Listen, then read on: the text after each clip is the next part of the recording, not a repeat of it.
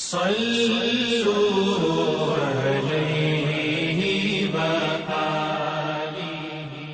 صحیح بخاری حدیث نمبر 301۔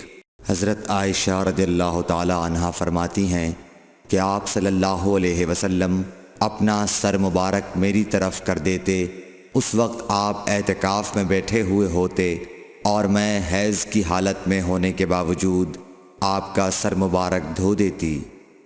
صحیح بخاری حدیث نمبر 302۔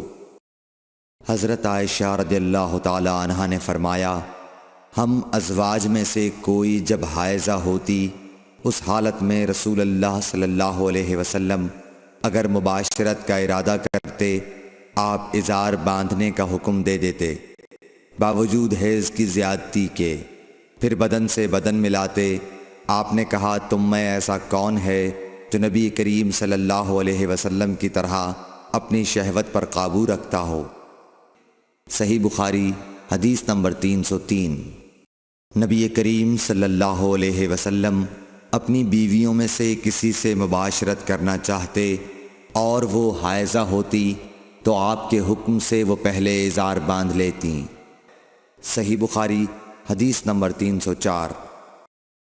رسول کریم صلی اللہ علیہ وسلم عید الاضحیٰ یا عید الفطر میں عیدگاہ تشریف لے گئے۔ وہاں آپ عورتوں کے پاس سے گزرے اور فرمایا، اے عورتوں کی جماعت، صدقہ کرو، کیونکہ میں نے جہنم میں زیادہ تم ہی کو دیکھا ہے۔ انہوں نے کہا، یا رسول اللہ صلی اللہ علیہ وسلم، ایسا کیوں؟ آپ نے فرمایا کہ تم لعن طعن بہت کرتی ہو اور شوہر کی ناشکری کرتی ہو، باوجود عقل اور دین میں ناقص ہونے کے میں نے تم سے زیادہ کسی کو بھی ایک عقل مند اور تجربہ کار آدمی کو دیوانہ بنا دینے والا نہیں دیکھا۔ عورتوں نے عرض کی کہ ہمارے دین اور ہماری عقل میں نقصان کیا ہے یا رسول اللہ؟ آپ نے فرمایا، کیا عورت کی گواہی مرد کی گواہی سے نصف نہیں ہے؟ انہوں نے کہا، جی ہے۔